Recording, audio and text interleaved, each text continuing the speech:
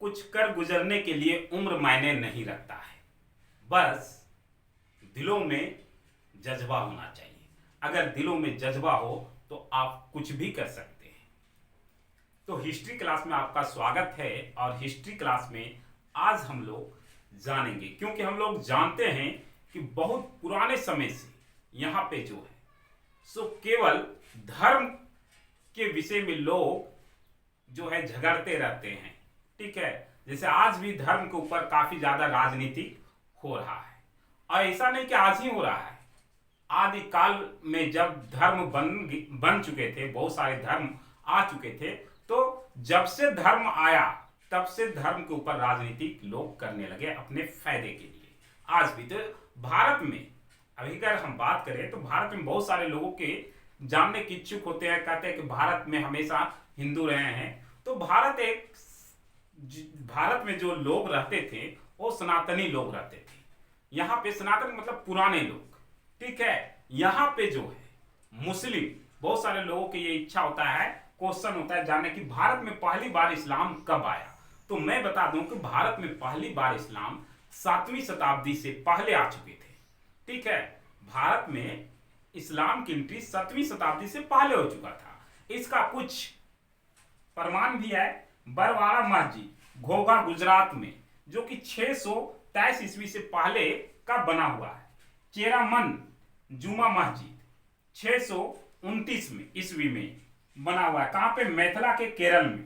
पुरानी जुमा मस्जिद पलैया तमिलनाडु 628 से 630 के बीच में ये बना हुआ है।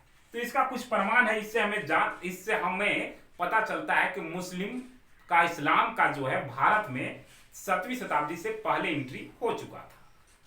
क्वेश्चन दूसरा ये भी पूछा जाता है कि भारत में पहले आक्रमण किसने किया। तो भारत में पहले आक्रमण करने वाले व्यक्ति जो थे वो मोहम्मद बिन कासिम थे। इनके पिता का नाम था कासिम बिन यूसुफ, और इनके पिता का देहांत हो जाता है जब ये बच्चे थे। तब इनको लालन पालन जो करते हैं वो इनके चाचा करते हैं। इनके चाचा हज्जा बिन यूसुफ इनके चाचा से जो इनको लालन पालन करते हैं। और इन्हीं की बेटी से फिर मोहम्मद बिन कासिम का विवाह भी हो जाता है, निकाह भी हो जाता है। ठीक है, एक तरह से वो भतीजा हुए और एक तरह से दामाद हुए। 712 ईस्वी में इन्होंने सिंध पर आक्रमण किया। इस आक्रमण के दौरान ये पे लाखों लोग जो है भेंट चढ़ गए और पूरा सिंध को ये जीत लिए। और जीतने के बाद वहां के राजा दाहिर सेन को इन्होंने हरा दिया। पहले क्या होता था कि जब किसी राजा को हरा दिया जाता था तो हराने के बाद उसके पूरे संपत्ति या राज्य पे उनका अधिकार होता था, चाहे बीबी हो, बेटी हो, जो भी हो, सब पे। तो राजा दाहिर सिंह की 2 बेटियां थी, सूर्या और परमिला। दोनों को ये जो है से बंदी बना लिया। और क्या होता था कि पहले जीतने के बाद जो राजा होते थे, ये तो एक सैनिक हुआ ना, ये सैनिक था, गया लड़ाई किया, जीत गया। मोहम्मद बिन कासिम एक सैनिक थे। ठीक है, अब ये क्या है, खलीफा को भेजना होता था। खलीफा को भेजना था तो ये क्या किए कि दोनों राजकुमारियों को भेज दिए। पहले क्या था, लड़कियों को वस्तु की भांति लोगों ने यूज किया करते थे। अब जब उसको भेज दिया तो वहां पे उन दोनों ने अपनी इज्जत को बचाने के लिए खलीफा से झूठ बोला। जब खलीफा उनकी इज्जत पे लूटने वाले थे, क्योंकि वो काफी खूबसूरत भी थी, जब लूटने वाले थे तो दोनों ने बोला कि क्या आप खलीफा होके जूठन खाइएगा, मतलब कि पहले ही मोहम्मद बिन कासिम ने हम लोगों का इज्जत को लूट लिया है और ऊपर से आप ले रहे हैं। यह सुन के खलीफा को गुस्सा आ जाता है। अब भैया गुस्सा आना जायज भी है।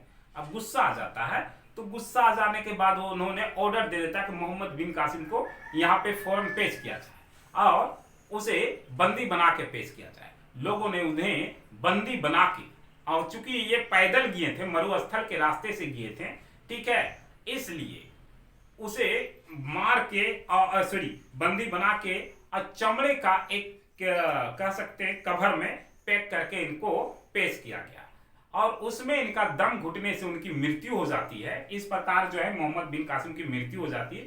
मृत्यु के बाद खलीफा को पता चलता है कि दोनों लड़कियों ने झूठ कहा था, तो बाद में खलीफा ने दोनों लड़कियों को दीवार में चुनवा देते हैं। पहले लोग दीवार में चुनवा देते थे जिंदा, ये कहानी होता था।